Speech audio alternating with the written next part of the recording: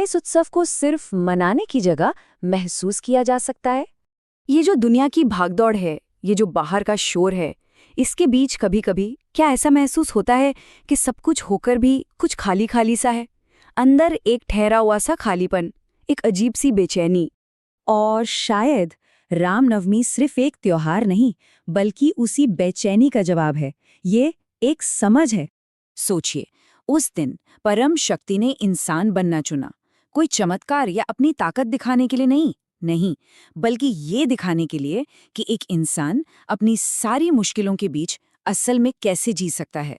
तो चलिए समझने की कोशिश करते हैं उस रास्ते को, उस राजकुमार की कहानी को, जिसका पूरा जीवन विरोधाभासों से बुना हुआ था।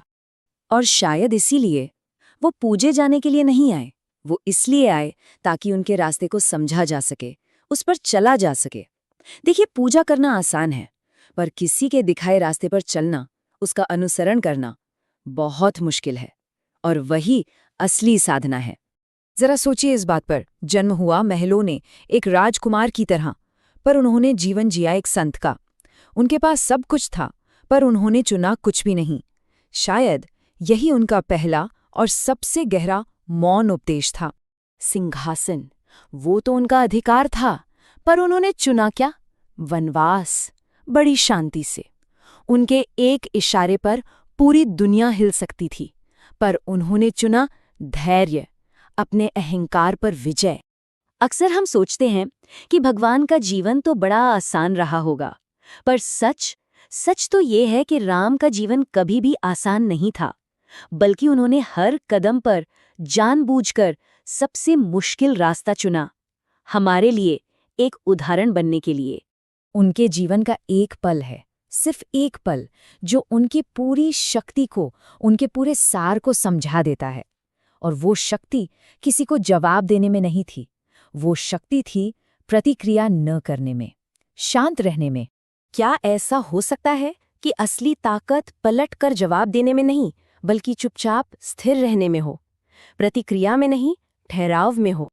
याद कीजिए वो पल जब कैकेयी ने वनवास मांगा।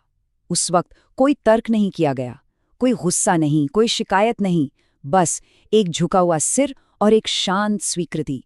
ये कोई कमजोरी नहीं थी, ये अपने मन पर, अपनी हर एक भावना पर सबसे बड़ी विजय थी। और यही विजय, यही उनके धर्म का असली पाठ है, कुछ बहुत ही सरल लेकिन गहरे सिद्धांत। उनका रास्ता हमें क्या सिखाता है? कि जब जीवन अन्याय करे तब भी निष्पक्ष रहें, जब लोग दुख पहुंचाएं तब भी दयालु बने रहें, और जब लगे कि सब कुछ बिखर रहा है, तब भी अपने कर्तव्य पर, अपने धर्म पर टिके रहें। क्योंकि उनकी कहानी यही तो कहती है कि हमारी परिस्थिति से कहीं बड़ा हमारा चरित्र होता है, हमारी भावनाओं से कहीं ज्यादा मजबूत हमारे चुनाव होते हैं, और हमारे आराम से कहीं ज्यादा जरूरी हमारा धर्म होता है। तो ये जो सदियों पुरानी कहानी है, आज हमारे लिए इसका क्या मतलब है? ये सिर्फ एक कथा नहीं है, ये हमारे भीतर के उस दिए को फिर से जलाने का एक रास्ता है, वो दिया जो शायद इस भागदौड़ में कहीं बुझने सा लगा है। तो फिर आज क्या किया जा सकता है? सिर्फ पूजा या प्रार्थना नहीं, बल्कि कुछ ऐसा जो भीतर सच में कुछ बदल सके। शायद बस एक छोटा सा कदम। आज सच बोलकर देखें, भले ही वो कितना भी मुश्किल क्यों ना लगे। आज गुस्से को बस पी जाएं, भले ही वो कितना भी जायज क्यों ना हो। और आज अपना कर्तव्य करें, बिना ये सोचे कि कोई सराहना करेगा या नहीं। क्योंकि रामनवमी असल में बाहर दिए जलाने का त्योहार है ही नहीं, ये तो अपने भीतर अनुशासन का, सत्य का और धैर्य का दिया जलाने का अवसर है। असली उत्सव तो मन की शांति में है। और शायद सबसे बड़ी सीख यही है, राम दुनिया को बदलने नहीं आए थे, वो तो बस ये दिखाने आए थे कि इंसान खुद को बदल सकता है। और जब एक इंसान खुद को बदलता है तो उसके लिए दुनिया अपने आप बदल जाती है। तो आज सिर्फ जय श्री राम कहने से थोड़ा आगे बढ़ते हैं। ऐसे जिया जाए कि हमारा जीने का ढंग ही कह दे, जय श्री राम।